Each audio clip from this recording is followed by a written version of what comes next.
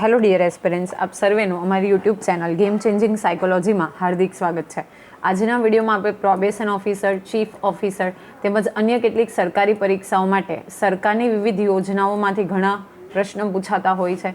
તો એ અંતર્ગત આપણે અગાઉ ઘણા યોજનાઓની ચર્ચા કરી હતી અને આજના વિડીયોમાં આપણે જલ જીવન મિશન વિશે ડિટેલમાં ચર્ચા કરવાના છીએ, જેનું આપણે કહી શકીએ કે એનું કોટ જે છે, એનો જે લોગો છે, એની જે મેગઝીન છે એ છે progress, challenges and the way forward.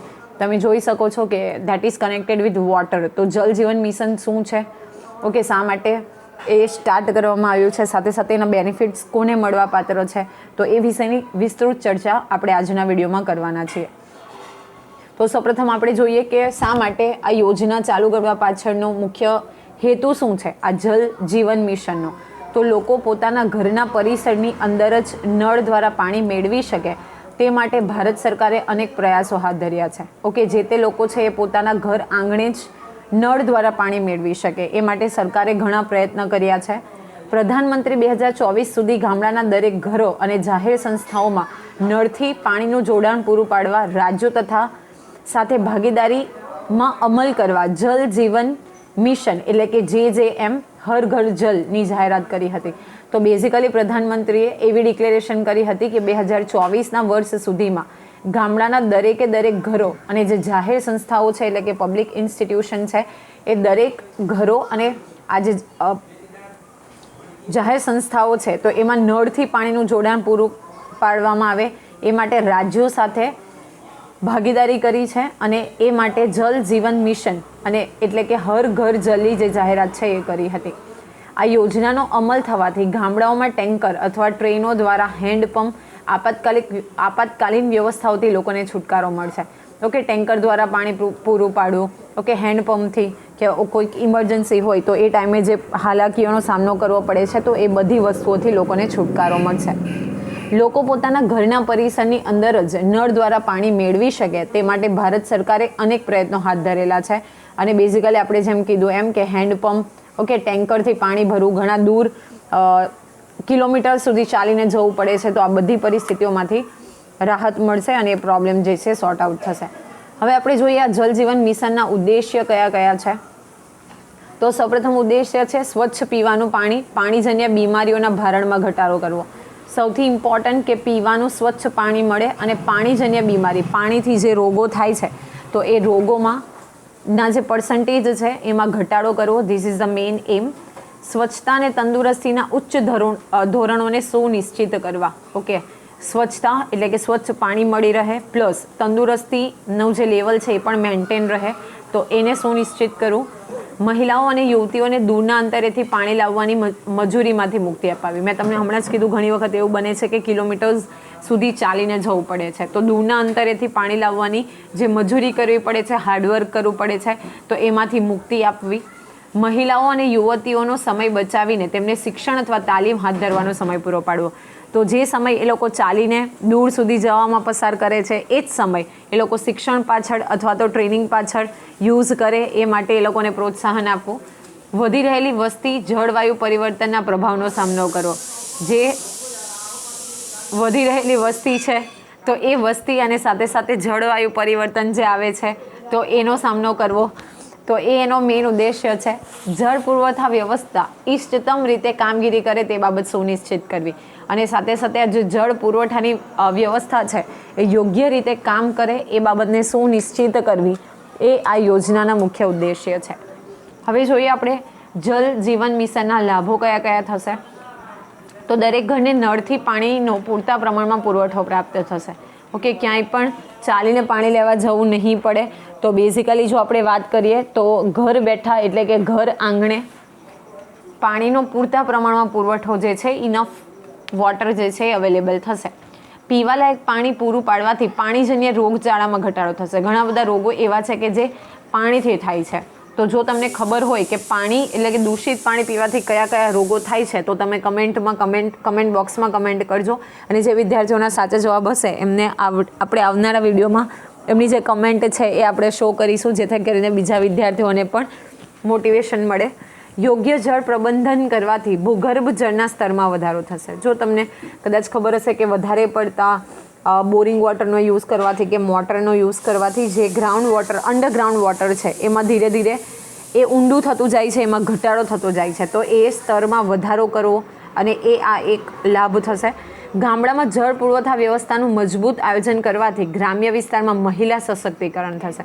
Okay, ગામડામાં બેઝિકલી જો જળ પુરવઠો વ્યવસ્થા મજબૂત હશે તો એમાં મહિલા સશક્તિકરણ એટલે કે વુમન એમ્પાવરમેન્ટ થશે. આ યોજના હેઠળ વપરાયેલા પાણીનો પુનઃ ઉપયોગ કરવાની વ્યવસ્થા ગોઠવવાથી પાણીનો ઇષ્ટતમ ઉપયોગ કરી શકાશે. તો અગેન ઇટ ઇઝ ઇમ્પોર્ટન્ટ કે બેઝિકલી જો આપણે વાત કરીએ તો પાણીનો પુનઃ ઉપયોગ કરવાની વ્યવસ્થા ગોઠવવામાં આવશે તો પાણીનો કેરફુલ એટલે કે યોગ્ય પ્રોપર વાઇઝલી આપણે ઉપયોગ કરતા થશું. ગ્રામ પંચાયતોને ગામડામાં જળ પુરવઠા વ્યવસ્થાના આયોજન, અમલીકરણ, પ્રબંધન, ક્રિયાવહન અને સાર સંભાળમાં જવાબદારી સોંપવાથી લોક ભાગીદારીમાં વધારો થશે. ઓકે, જે તે ગામડા છે તો એની જે જવાબદારી છે એ કોને સોંપવામાં આવશે તો જે તે ગ્રામ પંચાયતોને. તો એનું આયોજન કરવું, એનું અમલીકરણ કરાવવું, એનું પ્રબંધન એટલે કે એની સુવિધા પૂરી પાડવી, એ ક્રિયાવહન એટલે કે પ્રોસેસ થાય છે કે કેમ, તો એ સાર સંભાળમાં જવાબદારી સોંપીશું તો લોક ભાગીદારીમાં પણ વધારો થશે. લોકો એમાં ઇન્ડલ્જ થશે, એમાં એક્ટિવલી પાર્ટ લેશે. હવે આપણે જોઈએ જલ જીવન મિશનનું અમલીકરણ. તો 15મા નાણાં પંચના સમયગાળા 2021-22થી લઈને 2025-26 સુધી અમલમાં રહેશે. એટલે કે આ જે જલ જીવન મિશન જે છે 15મા નાણાં પંચ અંતર્ગત 2021-22થી લઈને 2025-26 એ 5 વર્ષ સુધી અમલમાં રહેશે. તેના મુખ્ય 4 ઘટકો છે. કયા કયા 4 ઘટકો તો એની આપણે વાત કરી લઈએ. સ્થાનિક પીવાના પાણીના સ્ત્રોતોનું કેન્દ્રીકરણ કરવું અને તેને મજબૂત બનાવવા. જે કોઈ સ્થાનિક પીવાના પાણીના સ્ત્રોતો છે, ઓકે, તળાવ હોય, નદી હોય, ઝરણા હોય, તો એને કેન્દ્રીકરણ કરવું અને એને વધારે સ્ટ્રોંગ બનાવવા. ગામડાઓમાં દરેક ઘરો અને શાળાઓ, આંગણવાડી કેન્દ્રો, આશ્રમ શાળાઓ, આરોગ્ય અને સુખાકારી કેન્દ્રો, that is health work centres જે છે HWC, સમુદાય કેન્દ્રો, ગ્રામ પંચાયત ઇમારતો વગેરે જેવી જાહેર સંસ્થાઓમાં નળથી પાણી પૂરું પાડવા પાણી પુરવઠા માળખું ઊભું કરવું. તમને કદાચ ખબર હશે તો જે સરકારી આવી રીતે આપણે જોતા હોઈએ કે જે આંગણવાડી કેન્દ્રો છે, શાળા છે, આશ્રમ શાળાઓ છે, હેલ્થ સેન્ટર્સ છે, તો ત્યાં બેઝિકલી કોઈ ગ્રામ પંચાયત છે તો ત્યાં પીવાના પાણીની યોગ્ય વ્યવસ્થા હોતી નથી. તો આવી જે જાહેર સંસ્થાઓ છે ત્યાં નળથી પાણી પૂરું પાડવાનું એક માળખું ઊભું કરવું, તો એનું પણ આ એક એમ છે. વપરાશ થયેલા ગંદા પાણીનું એકત્રીકરણ, ટ્રીટમેન્ટ અને પુનઃ વપરાશ. જે પાણી ગંદુ છે એને કલેક્ટ કરવું, એને રીફિલ્ટર કરવું એટલે કે એનું ફિલ્ટરાઇઝેશન કરવું અને ફરીથી એને રીયુઝ કરવો, તો આ પણ એક પ્રકારનું એમ છે. પાણી પુરવઠા વ્યવસ્થાઓની નિયમિત કામગીરી અને સંભાળ. ઓકે, એની નિયમિત કામગીરી કરવામાં આવે, અપ ટુ ડેટ એને મેન્ટેન કરવામાં આવે, એની સાર સંભાળ લેવામાં આવે, તો એ પણ આ એક યોજનાનો એમ છે. હવે આપણે જોઈએ જલ જીવન મિશન અંતર્ગત નાણાકીય સહાયતા કોણ પૂરી પાડશે. તો ગામડાઓમાં પાઇપ મારફતે પાણીના પુરવઠાનું ઇન્ફ્રાસ્ટ્રક્ચર ઊભું કરવા માટે ગ્રામીણ સમુદાયોની અંદર માલિકીને ઉત્તેજન આપવા પૂર્વોત્તર અને હિમાલય રાજ્યો જેવા પર્વતીય અને વન્ય વિસ્તારોમાં સમુદાયો રોકડ અને શ્રમના રૂપમાં મૂડી ખર્ચના 5% જેટલું યોગદાન અપાશે અને અન્ય ગામડાઓમાં આ યોગદાન 10% જેટલું હશે. ઓકે, બેઝિકલી શ્રમ જે લાગશે, જે મજૂરો જે છે તો એને 5% જેટલું યોગદાન એ લોકો આપશે શ્રમના રૂપમાં અને બાકીના ગામડાઓમાં 10% જેટલું યોગદાન આપશે. ઓકે, કોણ તો પૂર્વોત્તર અને હિમાલય જેવા રાજ્યો છે તેવા પર્વતીય અને વન્ય વિસ્તારોમાં જે સમુદાય છે એ રોકડ એટલે કે જે ત્યાંના જે લોકો છે એ રોકડ રીતે મદદ કરશે, ઓરેલ્સ શ્રમ ખર્ચમાં એટલે કે જો જમીન ખોદવાની જરૂર પડતી હોય ઓરેલ્સ બીજા કોઈ કામ હોય તો એ બાબતમાં એ લોકો 10% જેટલી સહાય પૂરી પાડશે. ઓકે, હવે આપણે જોઈએ કે યોજનાની શરૂઆત થયા પછી સંબંધિત જીપી અથવા તો VWSC પાણી સમિતિને મૂડી ખર્ચની 10% જેટલી રકમ પ્રોત્સાહક રાશિ તરીકે આપવામાં આવશે. તો બેઝિકલી આપણે એની વાત કરીએ તો આમાં જે 10% જેટલી મૂડી ખર્ચની રકમ છે એ પ્રોત્સાહક રાશિ તરીકે આપવામાં આવશે, જે યોજનાની આપાતકાલીન મરામત અને સાર સંભાળ ખર્ચને પહોંચી વળવા માટે જરૂરી ભંડોળ તરીકે કામ કરશે. તો જે આપાતકાલીન મરામત એટલે માનો કે ઇમરજન્સીમાં કોઈ વસ્તુ તૂટે છે તો એને અને એનો સાર સંભાળ ખર્ચને પહોંચી વળવા માટે જરૂરી ભંડોળ તરીકે કામ આપશે. હવે આપણે જોઈએ જલ જીવન મિશન અંતર્ગત કૌશલ્ય નિર્માણ કેવી રીતે થશે. તો બેઝિકલી આપણે એની વાત કરીએ તો કૌશલ્યબદ્ધ માનવ સંસાધનોની ઉપલબ્ધિ સુનિશ્ચિત કરવા માટે અને નિયમિત કામગીરી અને સાર સંભાળ હાથ ધરવા માટે સ્થાનિક યુવાનોને કડિયા, plumber, electrician, motor chemicals fitter એટલે કે એને ફિટ કરવું, પંપ ઓપરેટર વગેરે તરીકે કૌશલ્યબદ્ધ કરવામાં આવી રહ્યા છે. ઓકે, ત્યાંનું જે લોકલ પબ્લિક છે અથવા તો લોકો છે એને કડિયા કામ કરવાનું અવેલેબલ થશે, plumber, electrician, water mechanics, okay, fitter, pump operator, આ તરીકે એ લોકોને ટ્રેનિંગ આપવામાં આવશે, જેથી કરીને એ લોકો એમ્પ્લોયમેન્ટ અર્ન કરી શકે. Pipe, motor, cement, steel, valve, નળ વગેરેના વિનિર્માણ ઉદ્યોગોમાં પણ વધારો જોવા મળી રહ્યો છે. એટલે જ્યારે ઘર ઘર સુધી પાણી અવેલેબલ થશે તો એના માટે પાઇપ છે, મોટર છે, સિમેન્ટની રિક્વાયરમેન્ટ આવશે, સ્ટીલની, વાલ્વની, નળની, તો એના પણ જે નિર્માણ ઉદ્યોગ છે તો એમાં ધીરે ધીરે આ અંતર્ગત વધારો જોવા મળી રહ્યો છે. હવે આપણે વાત કરીએ આ જલ જીવન મિશનની, તો એ vision aligned with GDP, okay,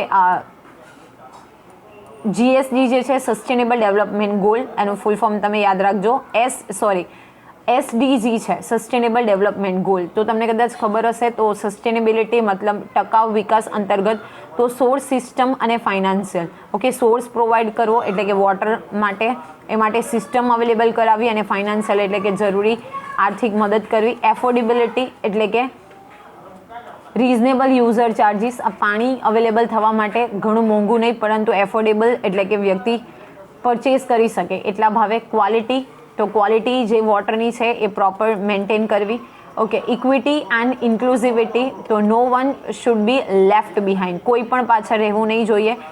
equity અને ઇન્ક્લુઝિવિટી, તો કોઈ પણ વ્યક્તિ પાછળ નહીં રહી જાય, તો એ બાબતે. રિએબિલિટી મતલબ રેગ્યુલર એન્ડ સેફ એટલે કે વિશ્વાસ રાખવો. એડિક્વેટ ક્વોન્ટિટી એટલે કે ઇનફ ક્વોન્ટિટી પૂરી પાડવી, 55 લીટર્સ પર capital day, okay, per day 55 litres જેટલું વોટર અવેલેબલ થાય, તો એ જોવાનું કામ જે છે. એટલે આ જે સસ્ટેનેબલ ગોલ્સ છે એ અંતર્ગત પાણીનો પણ સમાવેશ કરવામાં આવ્યો છે, જે ટાર્ગેટ આપવામાં આવ્યા છે, ઓકે. અહીં તમે જોઈ શકો છો સ્પીડ એન્ડ સ્કેલ અચીવ કરવા માટેનો જે સસ્ટેનેબલ ગોલ નંબર 6 છે કે દરેક લોકોને પીવાનું ચોખ્ખું પાણી અવેલેબલ થાય. તો સસ્ટેનેબલ ડેવલપમેન્ટ ગોલ તમે ફૂલ ફોર્મ યાદ રાખજો, ઇમ્પોર્ટન્ટ છે. તો આશા રાખું છું કે આજના વિડીયોમાં તમને સમજ પડી હશે, અને જો વિડીયો પસંદ પડે તો લાઇક કરી અને આવા જ વિડીયોની અપડેટ્સ માટે અમારી યુટ્યુબ ચેનલ ગેમ ચેન્જિંગ સાયકોલોજીને તમે સબસ્ક્રાઇબ કરી શકો છો. Thank you for watching the video. Have a nice day.